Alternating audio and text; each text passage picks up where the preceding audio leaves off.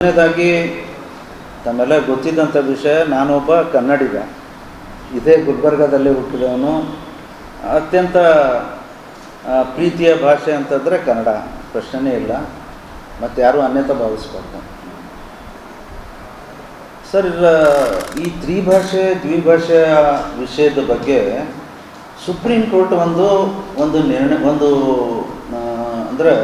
ಒಂದು ಜಡ್ಜ್ಮೆಂಟ್ ಕೊಟ್ಟಿದೆ. ಆ ಜಡ್ಜ್ಮೆಂಟಿನ ಮುಖ್ಯಾಂಶ ಏನು ಅಂತಂದರೆ,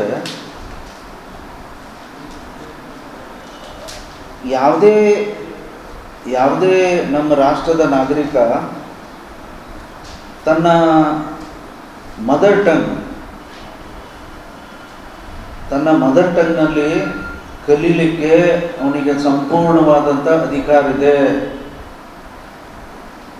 ಅವ ಬೇಕಾದಲ್ಲಿರಲಿ, ಅದು ಮಹಾರಾಷ್ಟ್ರದಲ್ಲಿರಲಿ, ತೆಲಂಗಾಣದಲ್ಲಿರಲಿ, ಯಾವುದೇ ರಾಜ್ಯದಲ್ಲಿರಲಿ, ತನ್ನ ಮಾತೃಭಾಷೆ ಕಲೀಲಿಕ್ಕೆ ಅವನಿಗೆ ಸಂಪೂರ್ಣವಾದಂಥ ಅವಕಾಶ ಕಲ್ಪಿಸ್ಕೊಡ್ಬೇಕು. ವಿಶೇಷವಾಗಿ 6ರಿಂದ 14 ವರ್ಷದ ಮಕ್ಕಳಿಗೆ.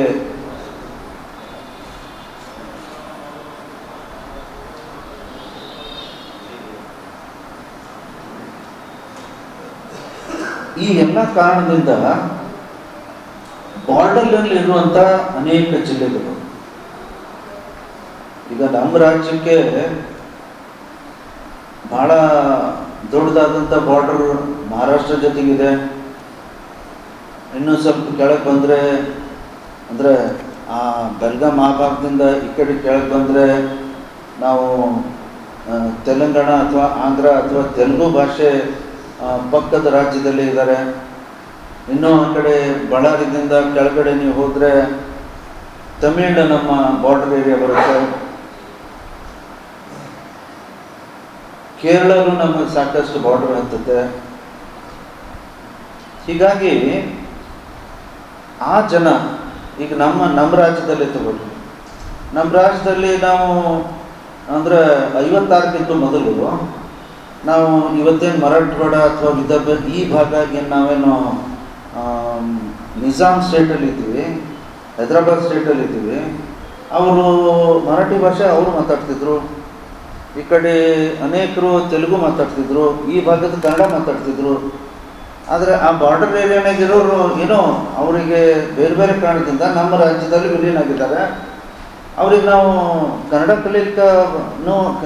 ಕಲಿಯೋದು ಅಷ್ಟೇ ಅಲ್ಲ, ಅವ್ರಿಗೆ ಮರಾಠಿ ಮಾತಾಡೋರು ಮರಾಠಿ ಭಾಷಿಕರು ಅಂತ ಅಂತಾರಲ್ಲ, ಅವರು ಇಲ್ಲೇ ನಾವು ಔರಾದ್, ಭಾಗ್ಯ ಅಥವಾ ಈ ಭಾಗದ ನೋಡ್ರಿ, ಅಲ್ಲಿ ಬಸವ ಕಲ್ಯಾಣಲ್ಲೆಲ್ಲ ಅವರು ಎಷ್ಟೋ ನಾವೇ ಅವಕಾಶ ಮಾಡಿಕೊಟ್ಟಿದ್ವಿ ರಾಜ್ಯ ಸರ್ಕಾರ. ಮರಾಠಿ ಮೀಡಿಯಂ ಶಾಲೆ ಇದೆ. ಇವತ್ತು ಇಂಗ್ಲೀಷಿನ ಒಂದು ಪ್ರೀತಿಯಿಂದ ಸೆಕೆಂಡ್ ಲ್ಯಾಂಗ್ವೇಜ್ ಎಲ್ಲರೂ ಇಂಗ್ಲೀಷ್ ತೆಗೆದುಕೊಳ್ತಾರೆ. ಅಲ್ಲಿ ಥರ್ಡ್ ಲ್ಯಾಂಗ್ವೇಜ್ ಯಾವುದು? ಕನ್ನಡನೇ. ಇವರೆಲ್ಲರೂ ಕನ್ನಡನೇ ತೆಗೆದುಕೊಳ್ತಾರೆ. ಉರ್ದು ಮೀಡಿಯಂ ಇದ್ದಾರೆ. ನಾವು ನಿಜಾಮ್ ಸ್ಟೇಟಿಗೆ ಬಂದಿದೆ, ಹೀಗಾಗಿ ಅನೇಕ ಉರ್ದು ಭಾಷೆನೂ ಕೂಡ ನಮ್ಮ ಸರ್ಕಾರಿ ಮಾಡಿಕೊಟ್ಟಿದೆ. ಸಾಕಷ್ಟು ಉರ್ದು ಶಾಲೆಗಳಿದ್ದಾವೆ. ಸೆಕೆಂಡ್ ಲ್ಯಾಂಗ್ವೇಜ್ ಇಂಗ್ಲೀಷ್ ತೊಗೊಳ್ತಾರೆ, ಥರ್ಡ್ ಲ್ಯಾಂಗ್ವೇಜ್ ಕನ್ನಡ ತೊಗೊಂಡಿದ್ದಾರೆ.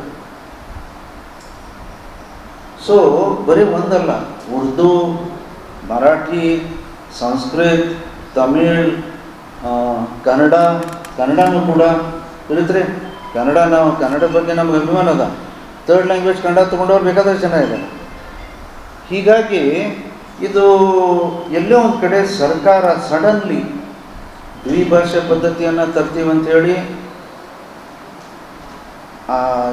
3 ಭಾಷೆ ಇದ್ದಂಥ ಒಂದು ನೀತಿ ಏನು ರಾಷ್ಟ್ರದ ಬಹುತೇಕ ಎಲ್ಲ ರಾಜ್ಯದಲ್ಲಿದ್ದಾವೆ.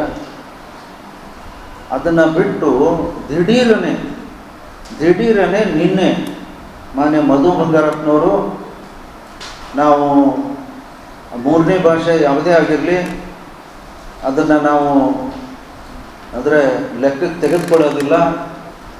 625 ಮಾರ್ಕ್ಸ್ ಇದ್ದಂಥ ಏನು ನಮ್ಮ ಸಬ್ಜೆಕ್ಟ್ಸ್ ಇದ್ದಾವೆ, ಅಥವಾ ಎಲ್ಲ ಸೇರಿ 6 ಭಾಷೆ ಅಂದರೆ ಸೈನ್ಸ್, ಮ್ಯಾಥ್ಸ್ ಮತ್ತು ಸೋಷಿಯಲ್ ಸ್ಟಡೀಸ್ ಆದಮೇಲೆ 3 ಲ್ಯಾಂಗ್ವೇಜ್ ಎಲ್ಲ ಸೇರಿ, ಇಂಟರ್ನಲ್ ಅಸೆಸ್ಮೆಂಟ್ ಎಲ್ಲ ಸೇರಿ 625 ಮಾರ್ಕ್ಸ್ ಇದ್ದಾವೆ. ಆ 625 ಮಾರ್ಕ್ಸ್ ಇದ್ದಿದ್ದು ಸಡನ್ಲಿ ಏನು ಹೇಳ್ತಾರೆ ನಿನ್ನೆ ಪತ್ರಿಕಾಗೋಷ್ಠಿಯಲ್ಲಿ, 525 ಕಳಿಸ್ತೀವಿ. ಸರ್ ಭಾಳ ಒಂದು ಸ್ವಲ್ಪ ಯಾಕೋ ನಮ್ಗೆ ಬೇಜಾರಾಗುತ್ತೆ. Why this sudden decision? ಮೊನ್ನೆ ತಾನೇ ಸದನ ನಡೆದಿತ್ತು.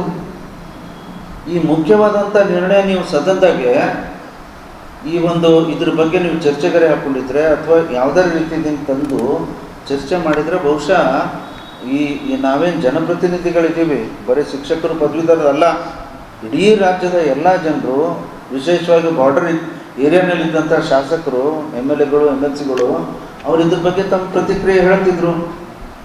ಅನೇಕ ವಿಚಾರದಲ್ಲಿ ಮಧು ಬಂಗಾರಪ್ಪರು ವಿಶೇಷವಾಗಿ ಶಾಲೆಗೆ ಅಥವಾ ಶಿಕ್ಷಣಕ್ಕೆ ಸಂಬಂಧಪಟ್ಟಂತೆ ನಾವು ಶಿಕ್ಷಕರ ಮತ್ತು ಪದವೀಧರ ಕ್ಷೇತ್ರದ ಶಾಸಕರಿಗೆ ಕರೆದು ನಮ್ಮ ಜೊತೆಗೆ ಚರ್ಚೆ ಮಾಡಿದ್ದಾರೆ. We are happy.